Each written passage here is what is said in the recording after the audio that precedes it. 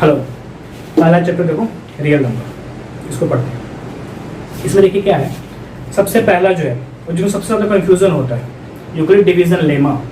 बच्चों को यही नहीं पता होता कि यूक्लिड डिवीजन लेमा है क्या।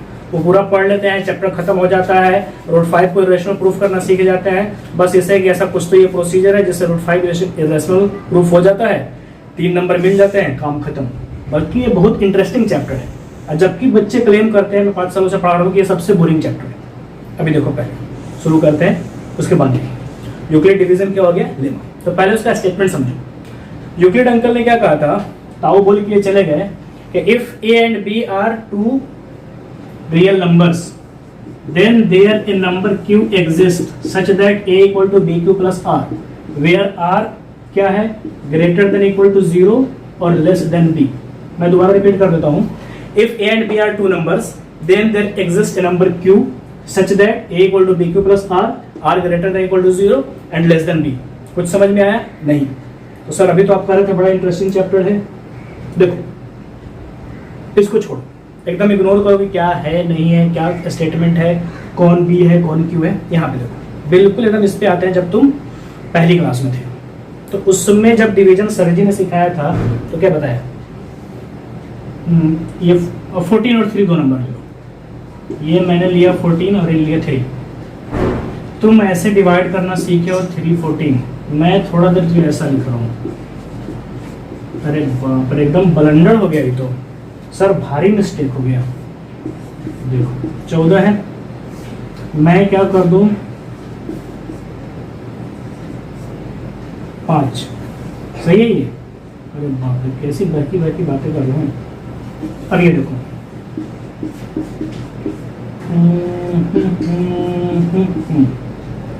ये गलत है, ये गलत है, ठीक है, ये सही है, ठीक है भैया, वो सही है। वो गलत क्यों है? ये नेगेटिव हो गया इसलिए। अच्छा, ये गलत क्यों है?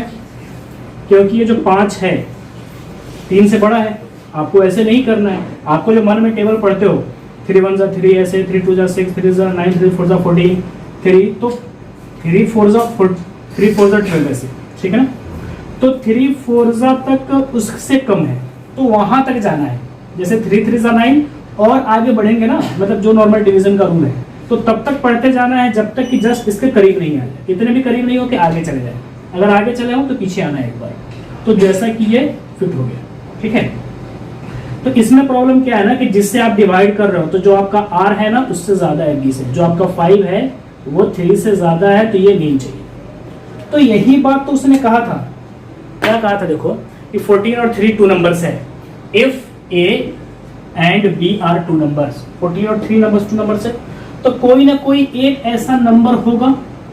और ऐसे पहले वाले में क्या हो गया था, आप क्या लिख रहे थे, 14 इक्वल टू 3 इंटू 5 माइनस 1।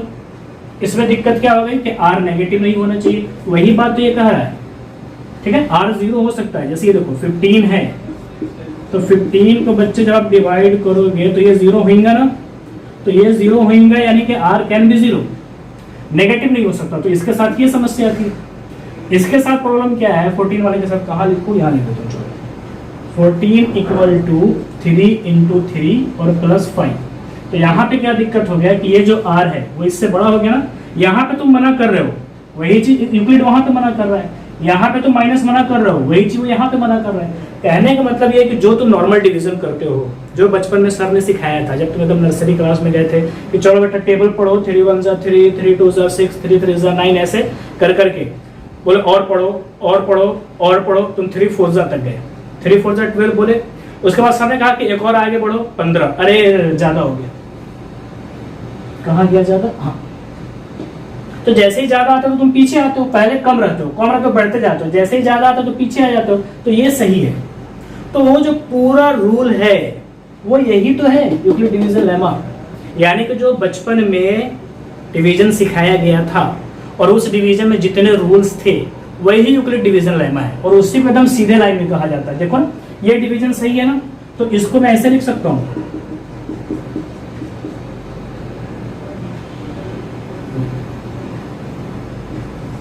ये तो यही तो हो गया, if a and b are two numbers, there exist a q such that a equal to b q plus are.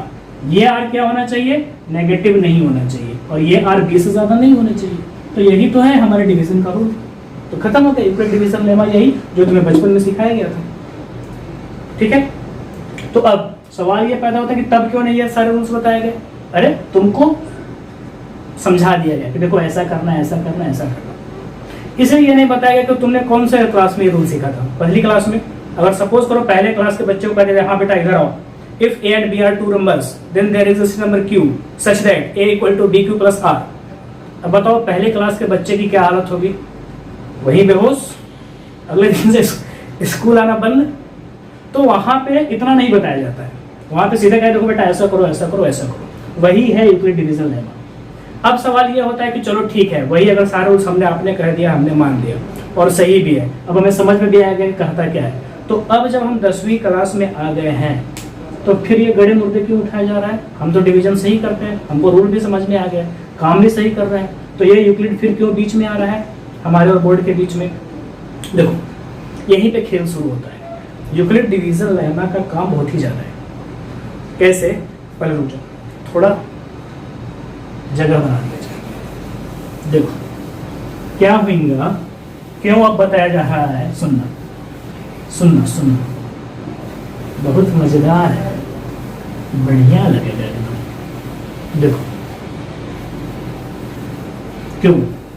क्यों हमारी 10वीं क्लास में आकर के पहली क्लास के नॉस्टैल्जिया को फिर से जगाया जा रहा है। पास हो गए हम पहली क्लास, दूसरी क्लास में, चलो इसलिए यहां पे देखो कितना बढ़िया काम कर दिया है जिसने भी यूक्लिड ने किया है। एक नंबर है, हमको नहीं मालूम नंबर कौन सा,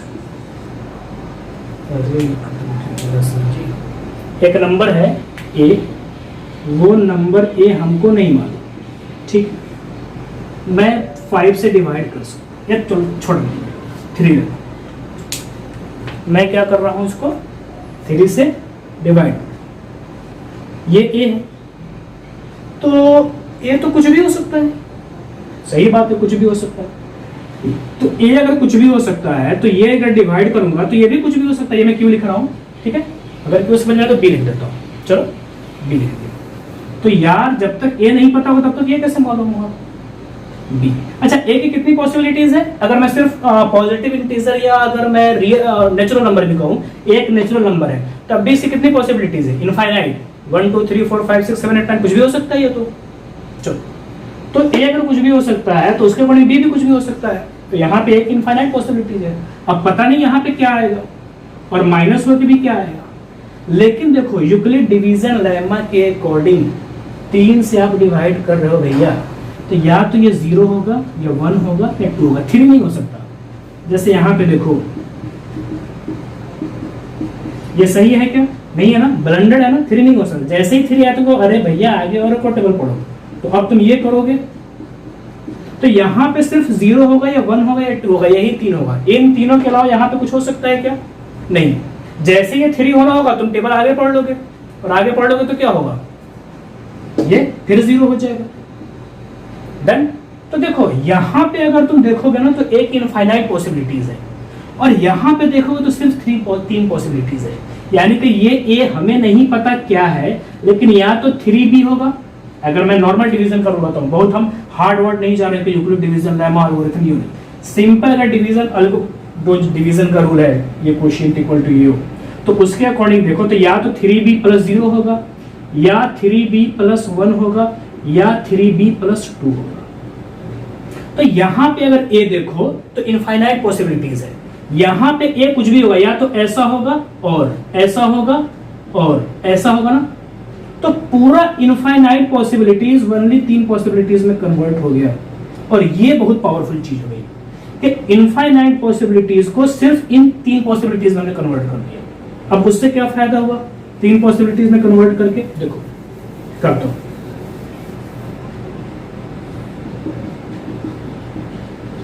ए यहां पे क्या है, इनफाइनाइट नंबर्स।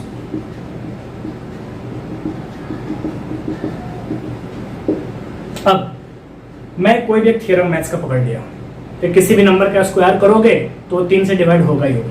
हालांकि वैसे नहीं होता, लेकिन चलो मान लिया, मैंने ऐसे मुंह से रख दिया कि कोई भी नंबर ले लो उसका स्क्वायर करो तो 3 से डिवाइड हो ही जाएगा, या 3 से डिवाइड होगा या 3 के डिवीजन से सिर्फ एक ज्यादा होगा। ये बात सही है। तो वैसे अगर तुम प्रूफ करोगे, कोई भी एक एग्जांपल होगा, देखो मैं 5 लेता हूँ, 5 का स्क्वायर कितना है 25, तो जो 25 है वो 3 के डिवीजन से एक ही जाता है, सही बात है। 6 ले लो, 6 का स्क्वायर 36, वो 3 से डिवीजन है। 7 ले लो या कोई 11 ले लो, 11 का स्क्वायर 121, तो ये कितना हो गया 37 करूं, तो कोई भी नंबर का स्क्वायर लो या तो पक्का 3 से डिवाइड हो रहा होगा, 3 के डिवीजन से एक ज्यादा होगा। तो मैंने एक थ्योरम कह दिया, इसको तुमको प्रूफ करना है। तुम 10 एग्जांपल ले लिए, 1 से लेकर 100 के बीच तुम 10 एग्जांपल लिए और 10 एग्जांपल को प्रूफ करके दिखा दिए कि देखो या तो उस नंबर का स्क्वायर 3 से डिवाइड हो रहा है या 3 के डिवाइड से एक ज्यादा है। सामने वाला कहा कि नहीं, मुझे लगता है कि तुम 400 के बाद कोई नंबर लोगे ना तो उस पर ये फिट नहीं बैठेगा, तो तुम 401 ले लिए या 408 ले लिए, उसका स्क्वायर किए, तुम दिखा दिए कि जो 408 है उसका स्क्वायर 3 से डिवाइड हो रहा है। 409 लिए, तुमने उसका स्क्वायर करके दिखाया कि 3 के डिवीजन से एक ज्यादा है।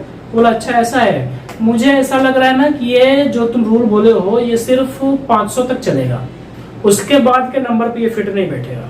अब लो तुम जुट गए, 600 के बाद कोई नंबर लेके दिखा रहे हो, 700 के बाद नंबर दिखा रहे हो, वो तो आराम से है, वो एकदम पनीर पकौड़ा खा रहा है। खाते खाते बड़ा काम करो, मुझे लग रहा है ना कि ये 1000 के बाद किसी नंबर पे फिट नहीं बैठेगा। अब तुम्हारा काम फिर लगे उसको करके दिखाने, वो 10,000 के बाद मना कर देगा। तो अब बताओ ऐसे कितने एग्जाम्पल उसको लेके दिखाओगे? नंबर तो इनफाइनाइट है, तो इनफाइनाइट पॉसिबिलिटीज है। तुमने 10,000 भी अगर नंबर पे प्रूफ करके दिखा दिया फिर भी नहीं मान रहा है कि मैं नहीं मानता, हो सकता है किसी और नंबर पे नहीं हो, तो ऐसे तो तुम दिखाते दिखाते मर जाओगे एक दिन, तो सही तरीका नहीं है। तो अब कैसे करें, मामला कैसे हो? तो यहाँ पे देखो इनफाइनाइट पॉसिबिलिटीज था ना, तो यहाँ मत लड़ो उससे, यहाँ मना करो, उस ए को लेके आ जाओ यहाँ, और यहाँ पे देखो ए या तो ऐसा होगा या फिर ऐसा होगा या फिर ऐसा होगा। इन तीनों को स्क्वायर करके और दिखा दो भैया कि इन तीनों को जब हम स्क्वायर कर रहे हैं तो इन तीनों का स्क्वायर या तो 3 से डिवाइड हो रहा है या 3 के डिवीजन से सिर्फ एक ज्यादा है, और ए इन्हीं तीनों में से कोई एक होगा। दुनिया में एक कोई भी नंबर उठा लो, या तो ऐसा होगा या ऐसा होगा या ऐसा होगा, और जब ये तीनों एग्री है मतलब ए एग्री है, और ए एग्री है मतलब हर नंबर एग्री है, मतलब हो गया प्रूफ। तो पहले तुम 10,000 एग्जाम्पल करके दिखाए, फिर भी कम पड़ गया, सामने वाला मना कर रहा है कि मैं नहीं मानता, हो सकता है किसी और नंबर का नहीं हो। अभी तुमको सिर्फ 3 बार करना पड़ा और हर नंबर लपेटे में आ गया, तो ये ज्यादा पावरफुल हुआ ना। और तुम करके देख लो, एनसीईआरटी का क्वेश्चन है भी कि prove that square of any number is either 3m और 3m + 1।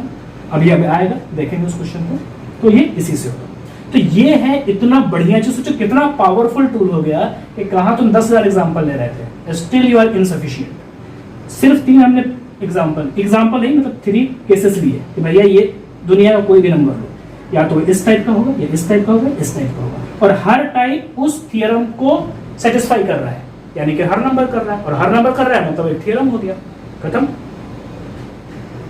चलो, तो यूक्लिड डिवीजन लेमा काम हो गया। अब ये भी समझ में आ गया क्यों उसका जरूरत है। तो अब देखिए, मैंने जो एग्जांपल दिया था तो उसमें क्या किया था, 3 से डिवाइड करके दिखाया था। तो जरूरी तो नहीं ना कि किसी नंबर को हम 3 से डिवाइड करें, मैं 4 से भी कर सकता हूँ, 5 से भी कर सकता हूँ, 6 से भी कर सकता हूँ, 2 से भी कर सकता हूँ। तो देखो एक एक करके देखते हैं, ठीक है। कोई भी नंबर है, हमें नहीं पता कौन सा नंबर है, उस नंबर को मैं क्या कर रहा हूँ, 2 से डिवाइड कर रहा हूँ, ठीक है। देखो, तो मैं 2 से जब बच्चे डिवाइड करूंगा किसी भी नंबर को, तो यहाँ पे कुछ भी हो सकता है, ठीक है। रिमाइंडर में या तो 0 होगा या फिर 1 होगा, ठीक। चलो, तो ए को यहाँ मैं क्या लिख सकता हूँ, ए के 2 ही केस होता है, या तो ए 2b होगा या फिर 2b + 1 होगा, यही होगा ना। अब इसका ध्यान रखना, कई बार क्वेश्चन आता है उसमें बच्चों को बड़ा कंफ्यूजन होता है कि ये ऑड इवन की बात कर रहा है। कोई भी इवन नंबर 2 इंटू समथिंग होगा ना, 10, 15, 0 कुछ भी उठा लो, इवन है मतलब 2 इंटू समथिंग है, ठीक है। तो जब भी कोई क्वेश्चन होगा कि प्रूव दैट के square of sum of square of 2 even number, तो इवन जैसे ही बोला तो उसको तुम 2b लो, 2m लो, 2k लो। देखो 2 इंटू क्या ले रहे हो वो मैटर नहीं करता है, 2 इंटू है वो इवन हो गया, 2 इंटू समथिंग +1 है या -1 है वो ऑड हो गया। तो जैसे सपोज करो कोई कोई क्वेश्चन इवेंट से रिलेटेड है, तुमने वो नंबर ए ले लिया। अब सामने वाला जो तो तुमसे बहस कर रहा था यूक्लिड डिवीजन लेमा के टाइम, तुमने लिया एक इवेंट नंबर ए, वो कह रहा है A = 13। अब तुम उसको क्या कहोगे? नहीं यार भाई प्लीज, मैं ए इवेंट ले रहा हूँ, 13 मत ले यार। लेकिन वो है ही बदमाश, 13 ले रहा है, तुम क्या करोगे? प्लीज प्लीज बोलोगे मत ले 13, 12 ले, 14 ले, 16 ले। तो क्यों उसको प्लीज हम कहें? हम टेक्निकल यूज करेंगे ना। मैं ए लूंगा, मैं कोई इवेंट नंबर लेना होगा तो मैं उसको 2m लूंगा। अब तुम करो बदमाशी, तुम M13 लोगे, 2 × 13 26। तुम M10 ले लोगे, 2 × 10 20, हो गया इवेंट। तुम कितना भी खराब नंबर 17 ले लो, 2 × 17 क्या हो गया? 34। तो अब तो वो कुछ भी नंबर ले, तुम्हारा हर बार इवेंट ही आएगा। तो प्लीज प्लीज बोलने की जरूरत नहीं पड़ेगा। तो कभी भी इवेंट लेना हो, ये भी यूक्लिड डिवीजन लेमा से ही आया है। इवेंट लेना हो ऐसा लेना, ऑड लेना होगा ऐसा लेना, क्योंकि दो ही पॉसिबिलिटीज है, एक इवेंट हो गया, एक ऑड हो गया। ठीक है, चलो। तो 2 का मामला ऐसा है, यानी कि कोई भी नंबर हो या तो ऐसा होगा या ऐसा होगा। ठीक है, कोई भी एक नंबर है, हमें नहीं पता वो नंबर कौन सा है, इनफाइनाइट पॉसिबिलिटीज है, वो नंबर कोई भी एक ए है। तो अब देखो, अब मैं ए क्या कर रहा हूँ? 3 से डिवाइड कर रहा हूँ। अगेन हमें नहीं पता, बी के क्यू कुछ भी लिख दो, कोई फर्क नहीं पड़ता।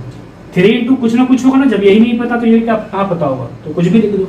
अब ये नहीं पता कि यहाँ पे भाई क्या होगा, लेकिन ये पक्का पता है कि 0 होगा या 1 होगा या 2 होगा।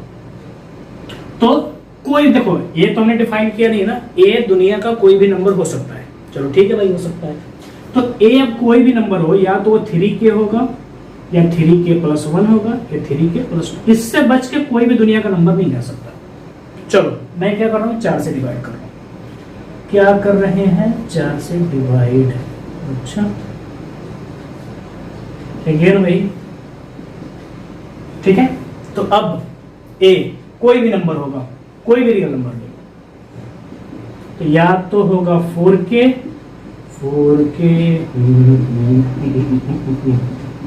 या तो फिर वो क्या हो जाएगा? ऐसा। तो ये दुनिया के सारे नंबर इसमें समाहित है। गागर में सागर, सारा दुनिया कोई भी नंबर हो, इन्हीं चारों में से कोई होगा, या इन्हीं तीनों में से एक कोई होगा, या इन्हीं दोनों में से कोई एक होगा। कोई भी नंबर उठा लो, या तो ऐसा होगा या ऐसा होगा। कोई भी नंबर उठा लो, या तो इस टाइप का होगा या इस टाइप का होगा, इस टाइप का होगा। ठीक है, ऐसा। अगर वही मैं 5 के हिसाब से देखूं, थोड़ा टाइम बचा रहा तो मैं डायरेक्ट लिखता हूँ। तो ए या तो 5k होगा, 5k+1, ये मैं देख लिखने की कोशिश करूंगा।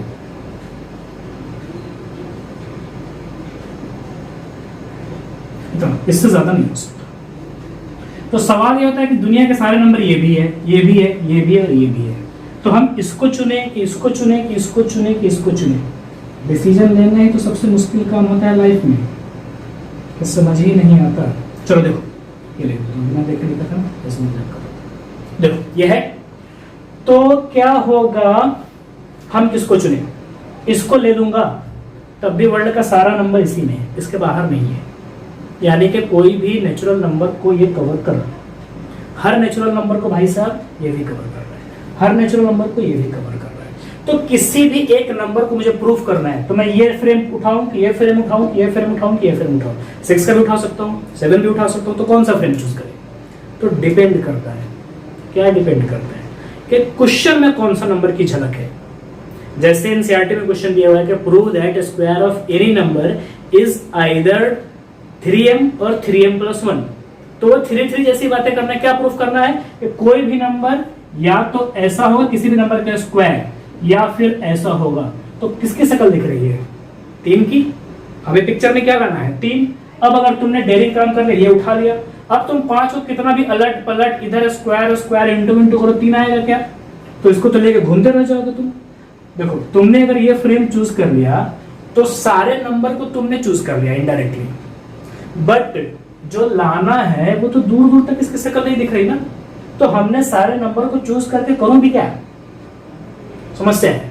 ये भी अगर हम फ्रेम चूज कर लेंगे, अब 4 देखो उसने स्क्वायर का है, किसी भी नंबर को स्क्वायर करो तो या तो वो ऐसा होगा या ऐसा होगा। उसको चाहिए ये 3 दिखना चाहिए, तुमने ये चुन लिया, अब वो 4 को लेकर झक मार रहे। तो ये वाला अगर फ्रेम चूज करेंगे तो 3 की हेल्प से 3 लाना बहुत आसान है ना। पहले पिक्चर में 3 है, स्क्वायर करूंगा 9 आ जाएगा, 9 को 3 इंटू समथिंग लिख दूंगा, ऐसा आ जाएगा।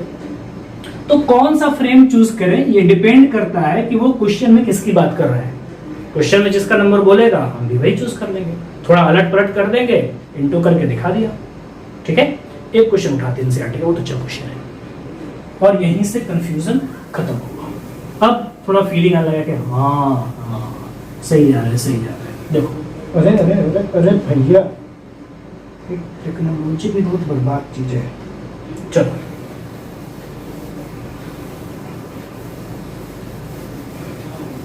क्वेश्चन सुनिए। तो देखो ये क्वेश्चन है एनसीईआरटी का, ऐसे ही यूक्लिड डिवीजन लेमा पे करते हैं। Use Euclid division lemma to show that square of any positive integer is either of form 3m और 3m + 1। क्वेश्चन मैंने खुद से लिखा है, सही है ना? एक मिनट देख लो।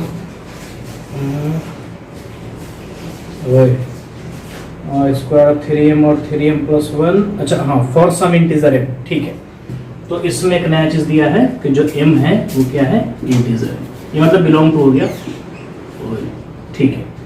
तो ये प्रूफ करना है, उसने कह दिया कि कोई भी नंबर, अच्छा देखो ये 3m, इसमें बच्चों को बड़ा कंफ्यूजन है सर, कभी 3q लिखा रहता है, कभी 3k है, ये 3m है, क्या है ये सब? देखो 3m का मतलब मल्टीपल ऑफ 3, 3m + 1 का मतलब कि 3 के मल्टीपल से एक ज्यादा। तो m मैटर नहीं करता है, m लिख दो, k लिख दो, p लिख दो, तुम अपना नाम लिख दो, इंडिया लिख दो, कुछ भी कर दो, उससे फर्क नहीं पड़ता है। 3m का मतलब 3 × समथिंग, वो समथिंग का कोई औकात नहीं है, समथिंग की कोई वैल्यू नहीं, समथिंग कुछ भी, जैसे 15 है 3 × 5 कर दिया, तो ये 5 मैटर नहीं करता है। 3 × समथिंग होने का मतलब कि वो नंबर 3 से डिवाइड हो रहा है, बस इतना ही है। तो 3m का मतलब 3 × समथिंग होगा या 3 × समथिंग + 1 होगा। इसी को कभी कभी बोर्ड एग्जाम उसमें दे देता है, लैंग्वेज में लिख देता है कि ये प्रूव दैट कि square of any positive integers either multiple of 3 और 1 मोर देन मल्टीपल ऑफ 3, तो उसी चीज उसने लैंग्वेज में लिख दिया, तो ये हो गया। तो बोर्ड एग्जाम में ऐसा पूछा हुआ है कि मल्टीपल ऑफ 3 और 1 more than multiple of 3। NCERT ने ऐसा दिया कि 3m और 3m + 1, तो एक तरह से एनसीईआरटी का डायरेक्ट क्वेश्चन हो गया, बस m की जगह उसने मल्टीपल बोल दिया। बच्चे कहते हैं एनसीईआरटी से क्वेश्चन नहीं आता है, बहुत आता है, कम से कम 25 मार्क्स का एनटीआर से डायरेक्ट क्वेश्चन रहते हैं एनसीईआरटी से। तो खैर अभी देखते हैं। तो वही हमें देखो पिक्चर में क्या लाना है? 3 दिख रहा है ना, तो किसी भी तरह पिक्चर में 3 लाने का है तो हम 3 फ्रेम चूज कर लेंगे। कोई भी अगर एक नंबर होगा, इनफाइनाइट पॉसिबिलिटीज है, 1 से लेकर इनफिनिटी का कोई भी नंबर हो जाएगा ना। चलो इसको अगर मैं 3 से डिवाइड करूंगा भाई ये, तो ये b हो जाएगा, ये कुछ भी हो जाएगा, अपनी बात हुई थी ना। तो यहाँ पे ये इनफाइनाइट पॉसिबिलिटीज है, लेकिन अगर मैं यूक्लिड के अकॉर्डिंग लिखूं तो हमारा ये क्या होगा? 3b या फिर 3b + 1 और 3b + 2। तो ये जो रूल कह रहा है कि square of any positive integer, तो ये तीनों अगर उस रूल को एग्री कर रहा है तो ए को भी एग्री करना पड़ेगा ना। ए इन्हीं तीनों में से कोई एक है और तीनों हाँ कह रहा है, मतलब ए हाँ कह रहा है, ए हाँ कह रहा है मतलब दुनिया का सारा नंबर हाँ कह रहा है, दुनिया का सारा नंबर हाँ कह रहा है मतलब वो एक थ्योरम बन गया।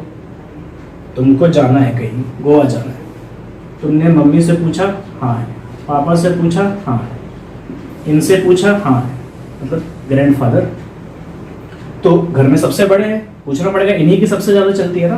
तो मम्मी हाँ, पापा हाँ, ग्रैंडफादर हाँ, तो हाँ हो गया ना, तो गोवा का प्लान सक्सेसफुल हो गया ना।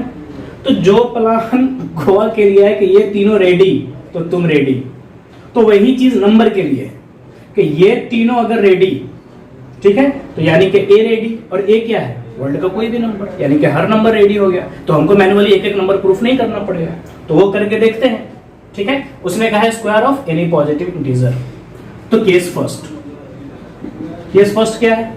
ए या तो ऐसा होगा, मैं ये नहीं करूं गारंटीड ऐसा होगा, बट इन्हीं तीनों में से कोई एक ऐसा होगा।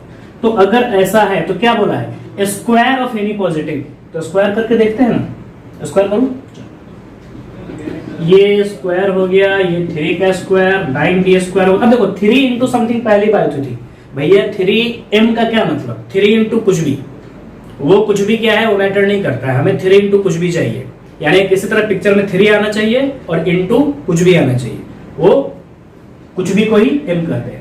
तो मैं क्या किया, 9b स्क्वायर को हमें पिक्चर में 3 लाना है, पहले 3 कर लिया, ये क्या हो गया 3b स्क्वायर, अभी भी 9b स्क्वायर है ना। इस कुछ भी को मैं क्या कह दे रहा हूँ? m कह दे रहा हूँ, फिर कुछ ना कुछ तो होगा ही ना। b हमें नहीं पता क्या है, जो भी है b का स्क्वायर एक नंबर है, इंटू 3 एक नंबर है, ये जो भी नंबर है ये कुछ भी है, उस कुछ भी को मैं m कह दे रहा हूँ। थोड़ी देर के लिए शॉर्टकट के लिए, या बार बार 3b स्क्वायर कौन लिखे, तो आ गया ना, ठीक। अब देखो केस सेकंड, अगर a ऐसा नहीं होगा तो ऐसा तो होगा, हो सकता है ऐसा हो, ठीक है। तो वैसे ही सर ए स्क्वायर क्या होगा, लो कर लो 3b + 1 का होल स्क्वायर।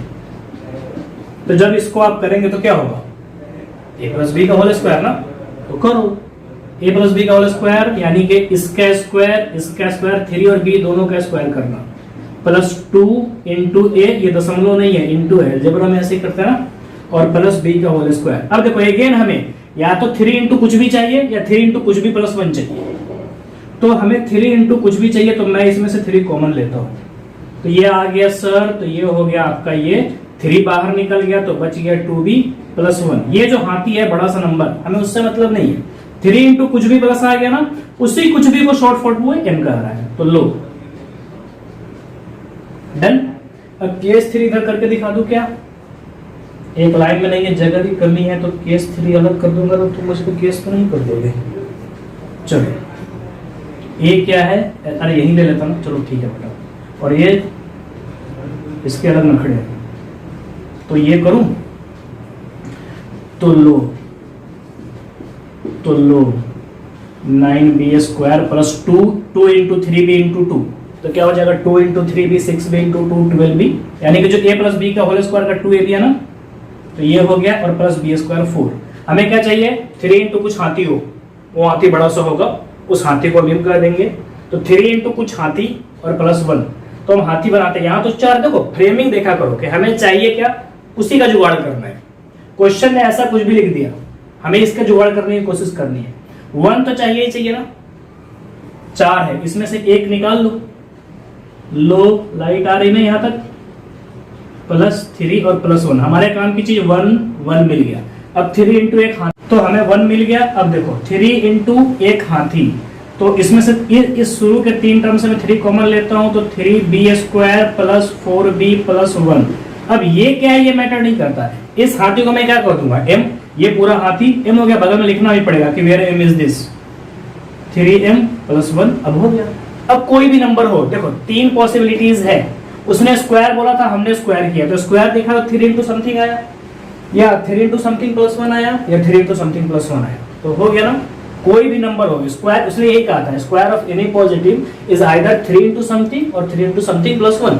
यहाँ दिख रहा है 3 × समथिंग, 3 × समथिंग +1, 3 × समथिंग +1, 3 पॉसिबिलिटीज है, तीनों का स्क्वायर किया तो या तो 3 × समथिंग आ रहा है या 3 × समथिंग +1 आ रहा है। अब ये तीनों एग्री है तो ए एग्री है, और ए एग्री है मतलब दुनिया का हर नंबर एग्री है, हर नंबर एग्री है मतलब वो थ्योरम हो गया, तो ये प्रूफ हो गया।